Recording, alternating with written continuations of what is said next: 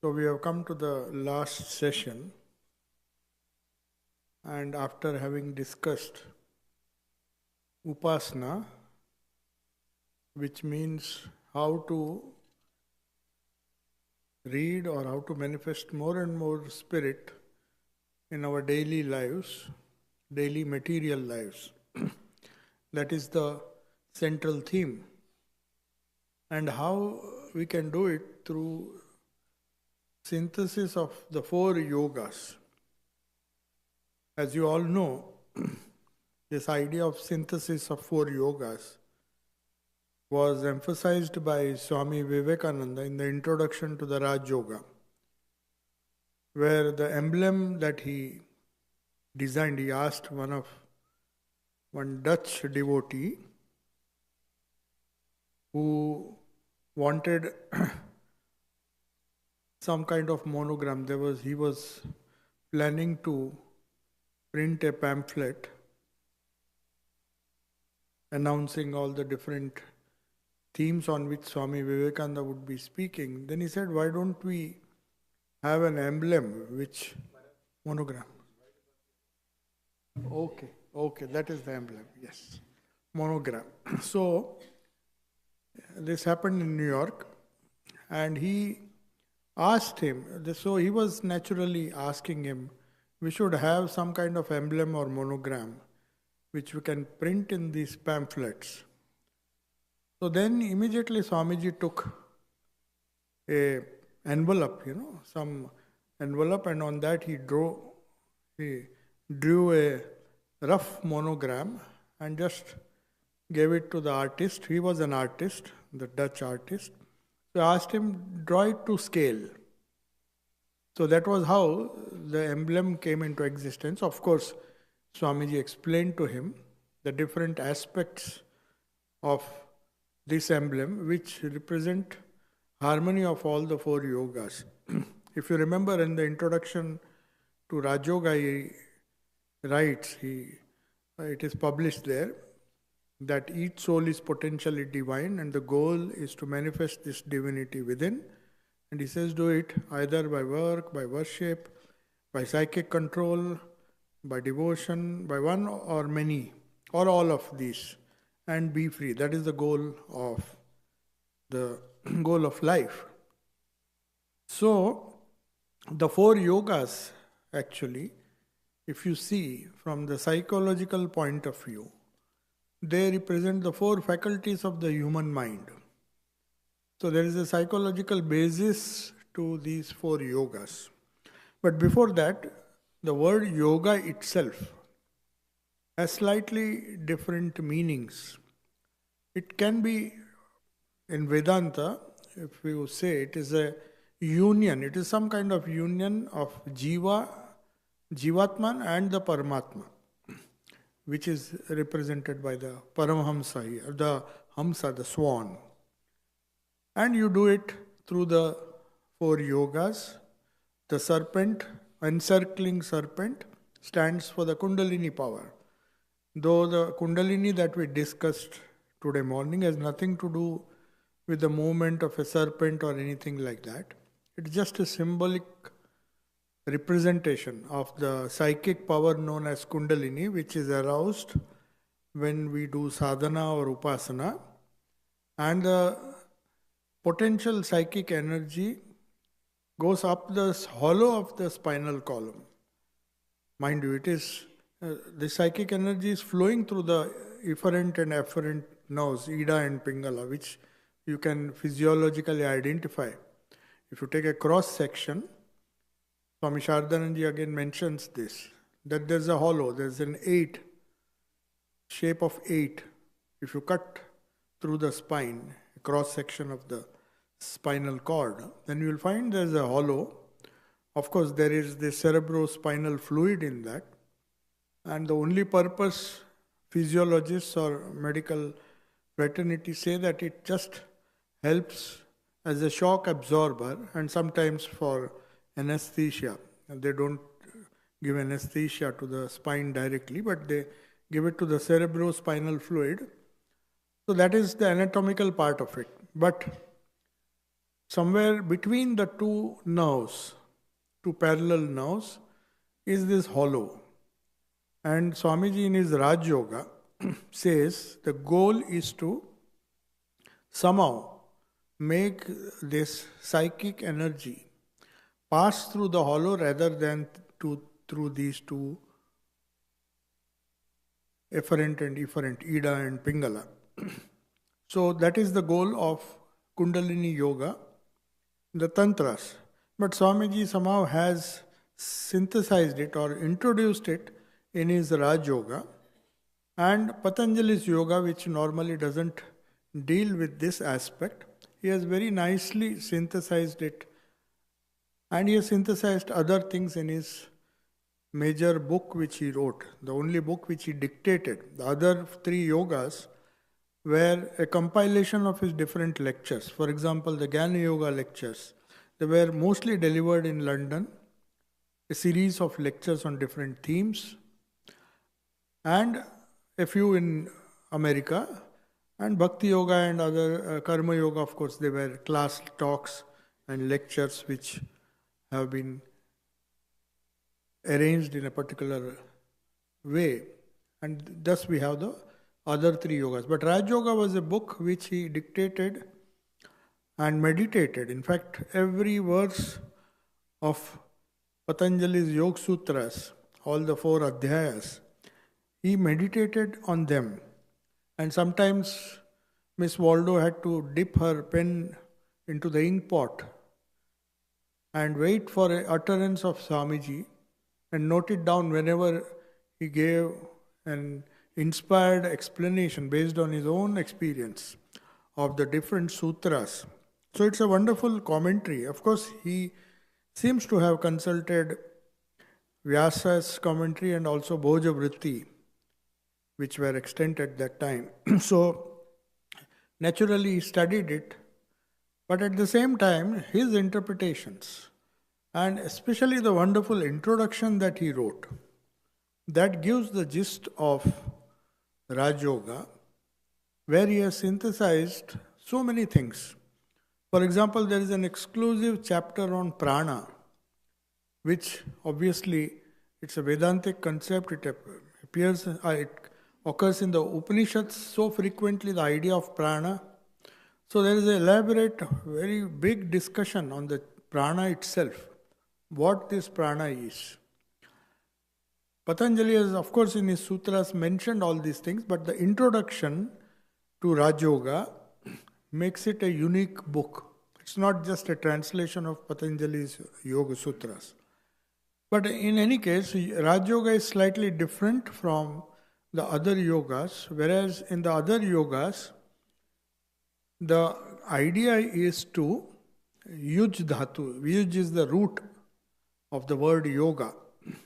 And Swamiji mentions that also, that it's an attempt through various disciplines, or rather various faculties of the human mind, human personality, to unite the Jivatma with the Paramatma. So from the English word yoke, to yoke a bullock to the bullock cart. So we yoke it. So that is the idea, that yoga, yuj has the same root as the English yoke. So you are joining somehow in some manner through upasana or sadhana, you are trying to unite the Jivatma and the Paramatma.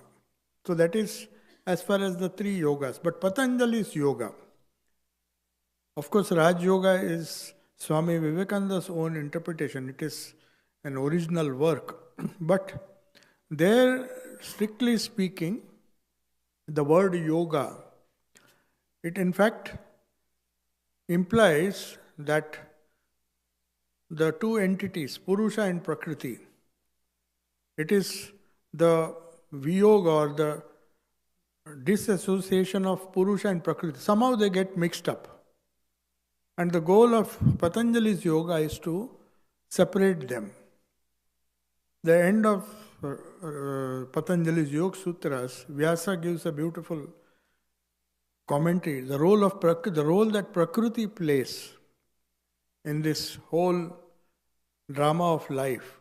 How Prakriti, like a loving mother, She is the one who binds us through the gunas and takes the soul, the Purusha, the soul through all these experiences, like a mother taking the child through a big fair, Mela as they call it in India. So the child is taken, all different experiences are enjoyed by the child, but when the child is tired, like a loving mother, she takes the child back home, that is to the original source, that is Purusha. That's the role of Prakriti plays in Patanjali's yoga. So it's, in fact, you try to separate this mixture which causes problems, this union between Purusha and Prakriti has to be somehow, Purusha and Prakriti have to be separated, and the Purusha shines in its own light. So that is a minor difference. But otherwise, all the yogas have one goal, that is the union of Jivatma with the Paramatma. So the individual self unites with the Supreme Self as indicated here, and we do it through different yogas. The encircling serpent is representative of Rajoga. The wavy waters of the sea, which is drawn here, they represent Karma Yoga, the actions that we do. And the lotus represents Bhakti, that's symbolic of Bhakti, that's symbol used for Bhakti Yoga. And then the sun represents Jnana, the sun of knowledge. So by using all these four yogas, the goal of the individual soul is to unite with the universal or the Supreme Self. The individual self merges with the Supreme Self. That is the goal of all the four yogas. So that is what Swami Vivekananda wanted. All the followers, he says, Sri Ramakrishna's personality was all-sided. He was not one-sided. People think he emphasized bhakti in this Kali Yuga, but he was an adept in all the yogas. In fact, Swamiji says, nowhere can you find such an all-rounded personality. All the sides of Sri Ramakrishna, different four aspects, were equally developed. And that is what all of us, the followers of Sri Ramakrishna should do.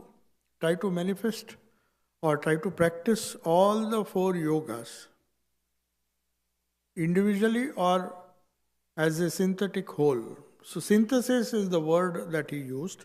So how do we synthesize these four yogas in our daily life? As I said earlier, it has a psychological basis. If you see Western psychology especially, they identify three powers of the mind. Three faculties rather of the mind. The power to think, the power to feel, cognition, emotion, and the power to will. There's another faculty of the mind which enables one to carry out ideas, ideals, and our thoughts, convert them into concrete action by the force of will, by the power of will. So Karma Yoga is a result, the actions that we do based on our thoughts converted into action by the force of will. So when we try to control or try to try to unite the individual self with the Supreme Self through actions, we are predominantly using the force or the power of will, which is again a faculty of our mind. When we are using cognition, when we are using vichara, when we distinguish between real and unreal or nitya anitya vastu viveka, this is a wonderful topic actually and has been, sometimes we get an idea. Yesterday we were discussing the gospel. In Bangla it is known as nitya anitya vastu viveka. So what is anitya? Is it an illusion? If it is an illusion, it gets a wrong idea. Illusion may be a wrong idea, as Maharaj said yesterday. It's better to translate it as changing. Anitya means that which is not permanent, not eternal, non-eternal. That would be a better word. So Sri Ramakrishna, in his teachings as well as in his own life, used to emphasize all these four yogas. But coming to the psychological aspects of the human mind, we all recognize that one has the capacity to think.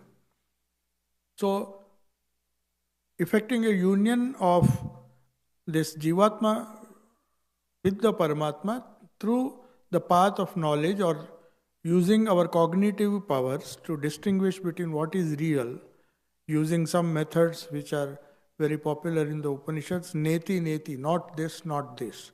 Anything that is temporary, you just reject it. Anything that doesn't have eternal value, you just reject it. That is how viveka or discrimination develops in a sadhaka. Shankaracharya in fact wrote the entire Vivek Chudamani based on this. How to distinguish or how to do this viveka of nitya and anitya in our life. Every moment we encounter this. We mistake the anitya to be nitya, and we cannot discriminate between the two. So we have to use our reasoning, the capacity, the power to reason, the rational capacity, our cognition to separate these two things and then reach the goal. That is one way. There is another way. We have what is known as emotion. Very often these emotions are misplaced emotions. We place them on non-eternal, anitya things, and that's why we suffer. All the human emotions, all the lower emotions, we suffer because we have placed those emotions, or we have directed those emotions on things that are not going to sustain themselves. They are going to perish. They are anitya vastu viveka. So we put all our emotions, direct all our emotions, and we have a attachment, raga, towards these temporary things. And bhakti enables you to direct that very same emotion or set of emotions, and direct it towards something that is eternal within us. That is the whole gist of bhakti yoga. So we are using the same capacity that binds us, the same emotion that causes lot of psychological problems in our day-to-day lives, and directing it towards God, the eternal reality, the eternal Ishta within us, so that those emotions are channelized in a proper way and it becomes bhakti. So that is another yoga, trying to unite the Jivatma with the Paramatma through our emotions, through a properly directed emotional life, by slowly taking it away from ephemeral things which are known as anitya, which are temporary, and slowly focusing them one by one. So it's not outright rejection like neti neti. You just have to reject everything outright, anything that changes. Here you are just changing the focus. As Sri Ramakrishna very often advises the disciples that they are so attached to their relatives, to their children, grandchildren, things of the world. So he doesn't condemn that. He says, Mod firiye thou. Just change the direction, that's all. Who asked you to give up emotions? So that's a unique psychological concept which Sri Ramakrishna emphasized. All you have to do is just change the direction.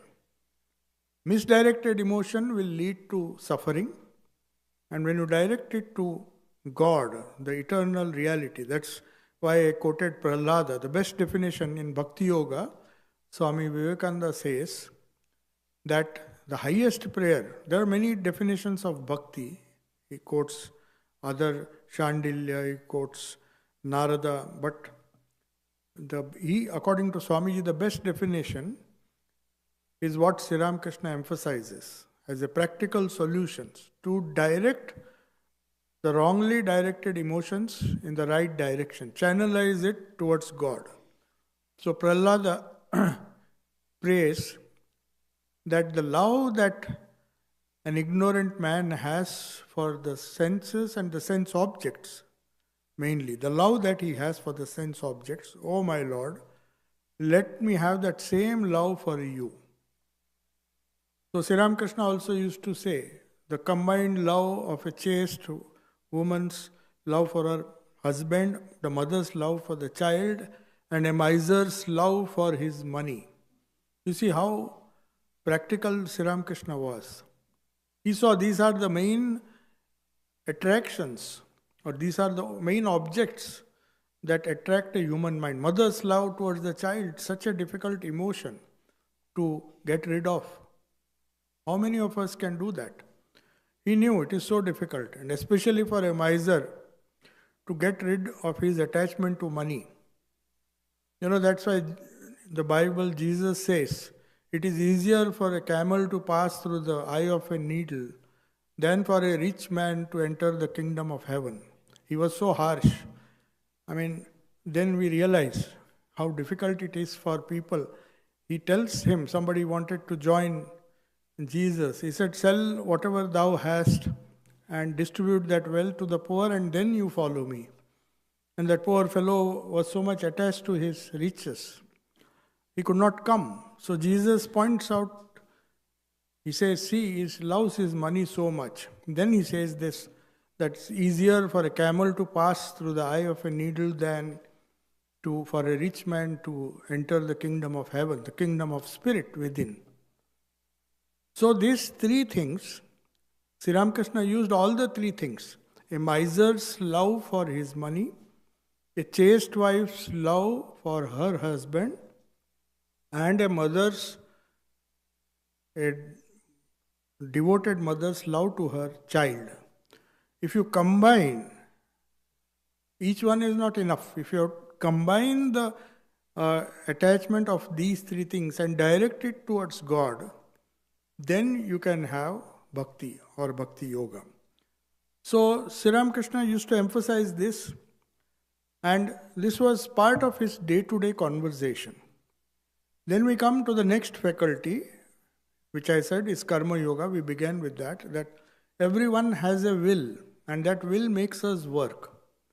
Whatever great things that have happened, in Raj Yoga Swamiji says, all the great things that have happened, all the great material revolutions and the discoveries, scientific discoveries, technological marvels, they are nothing but the manifestation of the will of man. It's because he wants to act, he wants to convert ideas into concrete action. And we have that faculty in us to convert thoughts into concrete actions. So everybody is forced to act. The three gunas, as Krishna tells in the Bhagavad Gita, Arjuna wants to renounce work. He says your gunas will force you to work. The preponderance of Rajo Guna which you have to be sattvic to slowly give up this work. So Karma Yoga means directing the karma, the willpower that is one of the faculties of the human mind, in a proper direction, so that this karma frees you rather than binds you. All this emotion, thinking, cognition, and the willpower that we have, if it is in the opposite direction, it can take us towards matter or make us material, make us worldly. But if it is direction is changed, as we discussed in the morning, Paranchikhani Vyatrunat Swayambhu Tasmat Parang, we always see, we use these powers to develop ourselves in the world outside. But spirituality or yoga, in this case, trains you to use the same forces, the same thinking capacity, rational capacity, the same emotional faculty of the mind, and you just change its direction. And when it is turned towards the Supreme Self within, which is hidden, as Upanishad says, it is hidden. For most of us, we do not, unless we do sadhana or upasana, and it requires a dhira to do that. Kashit dhira pratyagatmanam aikshat. He sees this pratyagatman, tries to see it. Avrutta chakshu, by closing his senses, doing pratyahara, not allowing the senses to go towards their respective objects. So the same thing applies in this yogas also. Not allowing the thoughts, the thinking capacity to be wasted in making us extroverted or making us an extrovert, and trying to use that same power by changing its direction and directing it towards God. That is what I referred to when Thakur in his Bangla, he says in the Kathamrut, Mod Firiyada. All you have to do is change the direction. And you see the same energies, the same faculty, the same mind. It only requires a change in priorities, a change in direction, and bhoga becomes yoga. That is how Swamiji has defined it. But there is one more faculty. Now these are the three faculties. There is another faculty of the human mind, which Western psychology identifies these basic faculties: thinking, feeling, and willing. But what about the fourth faculty, which is the power to restrain thoughts, which generates a tremendous amount of energy or force, which is Raj Yoga. Swamiji used to compare it with a flying bird. So one of the wings of the bird, when a bird flies, if one wing is the capacity to think, jnana, the other wing is bhakti, the power of emotion.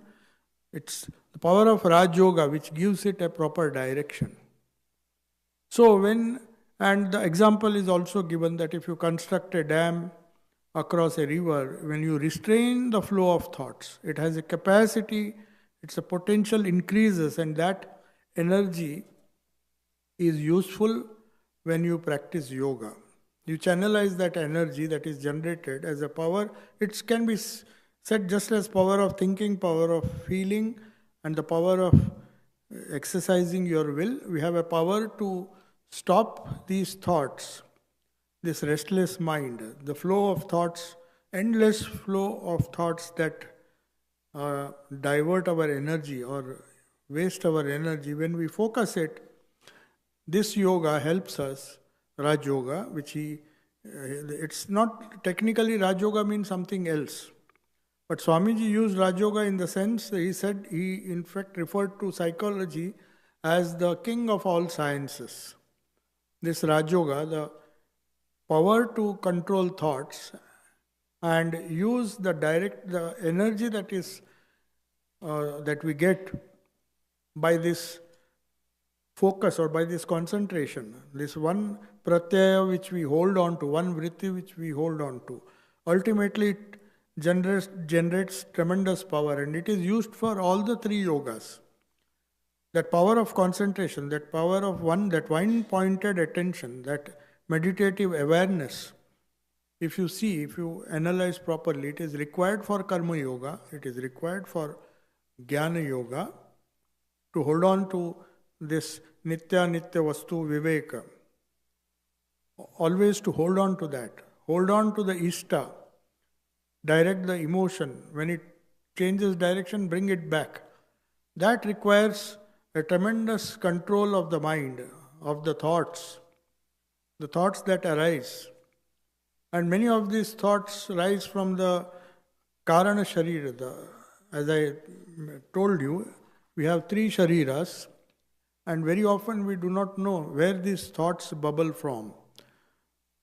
We do not know its source. They are the hidden impressions of several lives, not just one life. Several lives, these habits have become, as Swamiji says, our life is nothing but habits. Karma Yoga, he says, so beautifully, he says, it is our habits that have made us what we are. So to cultivate a meditative habit and use that to counter the old habits which have become natural with us. That is the goal of Raj Yoga, to go into the unconscious or the subconscious mind, the Karana Sharira, where these hidden thoughts, these tendencies, inherent tendencies, which are known as samskaras, in some seed form they are lying there. So this upasana, this meditation, helps us to destroy that, to counter those thoughts. Patanjali uses the word pratipaksha bhavana. So any thought that disturbs, you produce a counter thought. So in fact, if we see, he analyzes all our thoughts, how to deal with our thoughts, how to do chitta vritti nirodha. That's the second sutra. Yoga, very definition of yoga, or that is Patanjali's yoga, is chitta vritti nirodha. So how to do that? The vrittis keep on coming. We do not know the source. So he classifies all our disturbing thoughts into 5 basic, not thoughts, they are known as kleshas. Either the thought will be raga, attachment to the things that we like. Raga, that is, we like certain things. We have so many strong likes and dislikes in our life. And that is a result of wrong habits. We don't accept things as they are. The quality of santosha, which we mentioned in the morning. We are not satisfied with what we get effortlessly. We run after things that we like. Dvesha, we avoid or hate things that we don't like. And the strong likes and dislikes,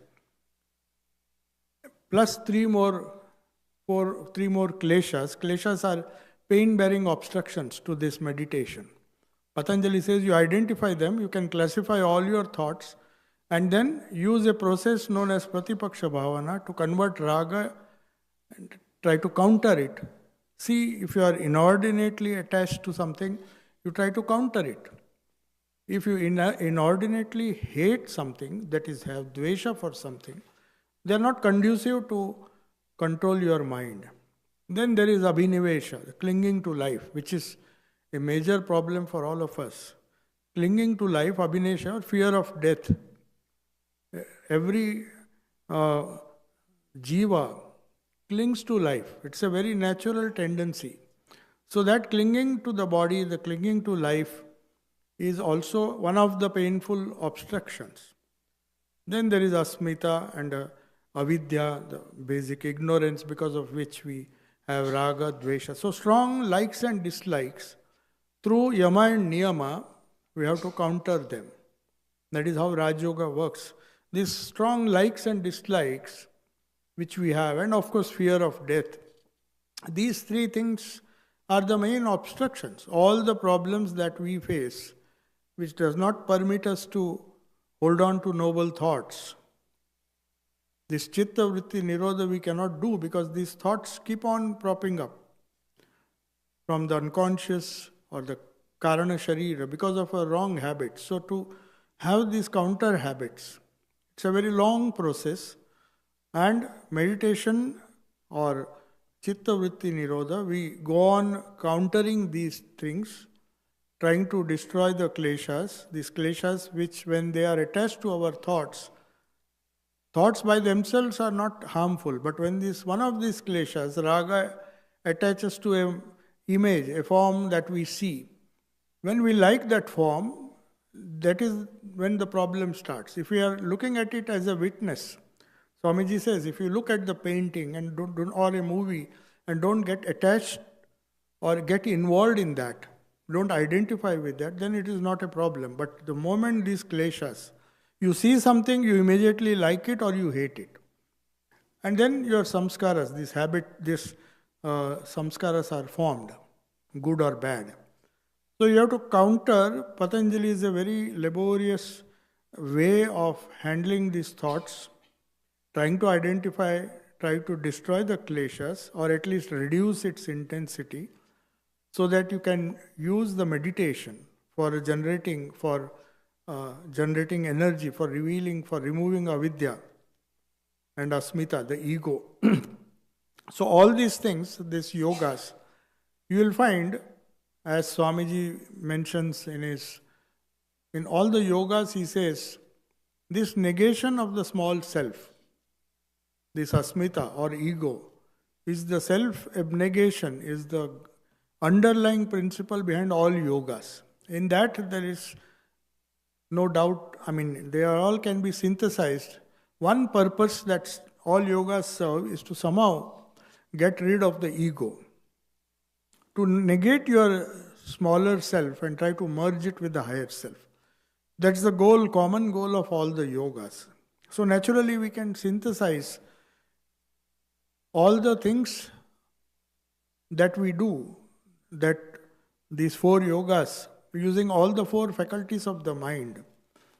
And when we do it together in a very synthetic, in a very harmonious way, as Sri Ramakrishna's first advice or second advice he gave to Master Masha. In fact, all his advice, if you see in the gospel, he always speaks of all the four yogas. When somebody asks him, maybe once or twice he may say that it is good to, in this Kali Yuga, you should do bhakti. But very often you will find him emphasizing this harmony of yoga. So when Master Masha came to him, asking him what is the way, then he says, start with Nirjan Vas. So that aids Raj Yoga. So he's implying when you go to solitude, when you watch your thoughts, when you try to grapple with your mind, grapple with your vrittis. So that is why Nirjan Vas or solitude was emphasized in the beginning. That makes Raj Yoga a very important yoga. Swamiji also says, if you are busy all throughout your life, then there is in Raj Yoga he mentions that. Extremely busy life in the name of duty is not conducive to Raj Yoga. Thakur also very often used to warn many of his disciples, especially Master Masha, who led a very busy and hectic life. He said, you have to now and then go to solitude. So solitude, without solitude, physical as well as mental solitude, you cannot do Raj Yoga. So he used to, in the beginning itself he says, you have to go into solitude now and then, if possible, for 3 days, or if not for a few weeks, or at least for 3 days, if not for 3 days, at least for 1 day at a time. Just try to practice some kind of solitude. So that enables you, that gives you some kind of time to watch your thoughts and reduce the thoughts. Practice Chitta Vritti Nirodha to the extent you can. And at least not increase, not complicate things further by adding so many names and forms which give rise to more and more thoughts. So he begins spiritual sadhana with this. So it begins harmony of the whole harmony of yogas you can find in most of the advices that he gives to different devotees who come. He would often emphasize these four things. Each one represents one particular yoga. So once you go into solitude and do some kind of meditation, then he used to say the Jnana Yoga follows next. He used to say Nitya, Anitya, Nitya, Nitya, Vastu, Viveka. As I said, that Nitya, always focusing on the eternal things. What he used to say, will this breadwinning education, when he was asked, he always used to ask, will this help me to achieve the goal of my life? He was very clear in his priorities in life. And that was developed right from childhood. So he refused to undergo any kind of formal learning, because he knew that is not going to help him achieve the goal of life. So he knew what is eternal, the eternal thing. If he wants, he has to give up the non-eternal, anitya things. And this he developed right from childhood. You find this Nitya Anitya Vastu Viveka was an integral part of his personality. So Jnana Yoga, this through Viveka, through this discrimination, incisive discrimination, you try to find out what is permanent in our life and what is temporary, what is anitya, and then try to follow the eternal values, the eternal. So that is Jnana Yoga. Then he says Ishwara Nam Guna Gan. So that very clearly implies bhakti. Nam Guna Gan. As I said, just repeating his name may not be there. We can repeat the name or remember the form, meditate on the form, but if it is not possible, at least Gunagan, that is, you do Guna Dhyana by singing various songs, hymns, and other things which help you to develop devotion. So he gave a lot of importance to this abhyasa, this repeating of the holy name. And he knew the power of the divine name to infuse bhakti in one's personality. And he used to say you have to love, you have to develop some bhava. It's not enough to mechanically recite these mantras and do japa and recite these prayers. He used to say that you have to have some kind of relationship with God. He knew this love that human beings have, these different relationships they have with different human beings, like a mother to the child, a child to the mother, and so many other bhavas. These very human emotions can be converted if we develop a relationship, a particular relationship, and stick to it. Sri Ramakrishna is to emphasize this. That's one of the role of the gurus, to have a definite, to point out a definite bhava. If you see Shardananji and all, every time he just did not initiate them. He also told them to develop a particular bhava. Shanta bhava. Then there are so many wonderful bhavas in the Bhakti Shastra, where Sri Ramakrishna says it is not enough to just repeat his name and sing his glories.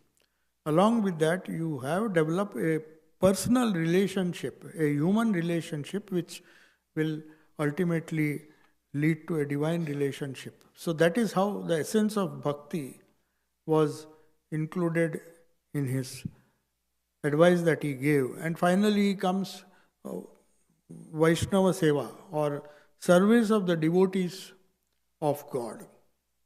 So that is a very important part in Chaitanya Mahaprabhu's bhakti movement, that seva, the seva of the devotees of the Lord, is as good as serving the Lord himself. But he added a new dimension to that, which Swami Vivekananda was very quick to understand.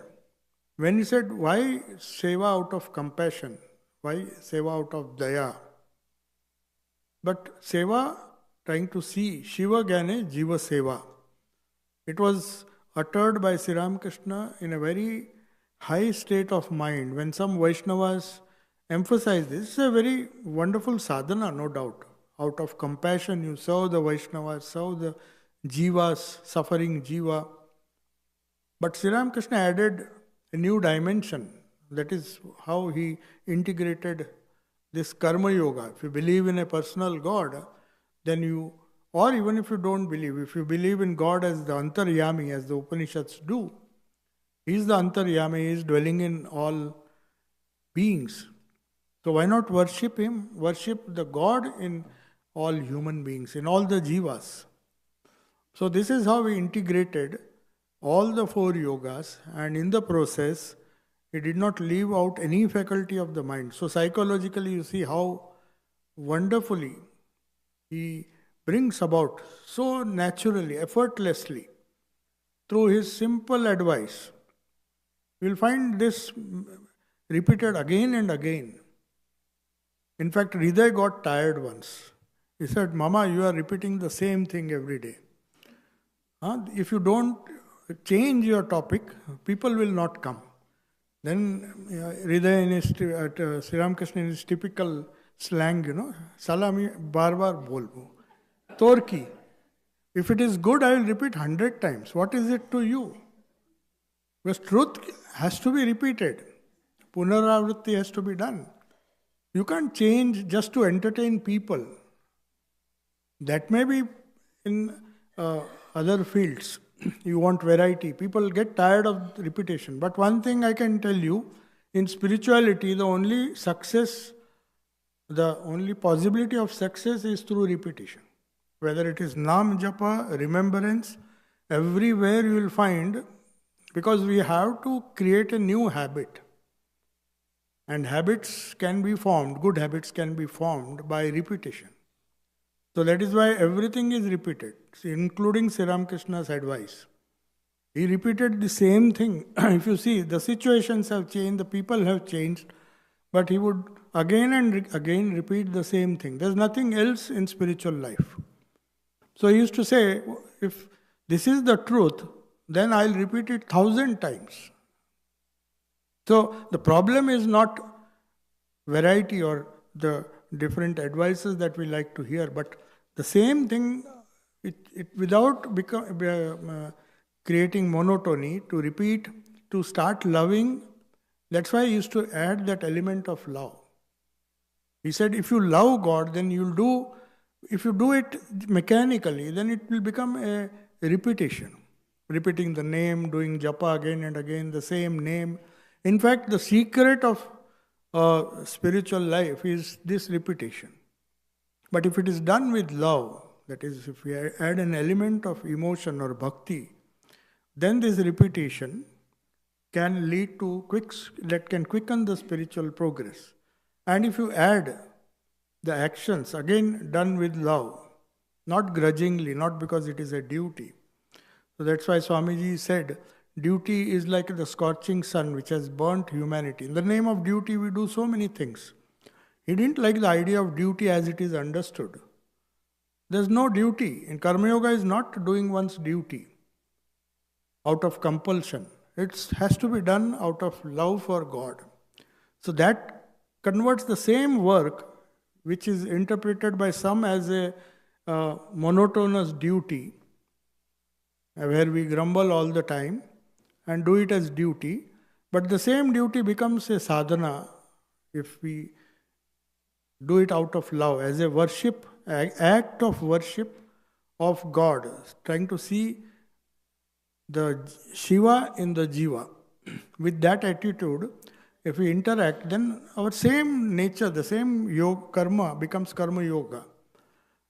The bhakti, if it is directed towards God, the God in man again, then that bhakti, that divine whom you worship, whom you, that love that you have for human beings, if it is directed towards God, it becomes bhakti. So all these four yogas, you will find that it will help us to have a synthesis in a very, very natural way. So gospel is full of this harmony of four yogas. Though Swami Vivekananda emphasized, he could read that message, but it is there in the gospel, and Swami Vivekananda wanted all the faculties to be equally developed, if possible, in our individual lives, or if not, in a collective way. For example, in a monastery or in a house, somebody is predominantly devoted or somebody is predominantly active. So in unison, when the whole monastery, they can practice. That was one of Swamiji's ideas, that if you cannot do it as an individual, as an organization, a group of people, all doing different yogas, but at the same time having the same goal of mind, there's another kind of harmony we can find in our day-to-day life. So I think I've run out of time, so I'll conclude. Om Shanti Shanti Shanti Hari Om Tat Sat Sri Ramakrishna Arpanamastu.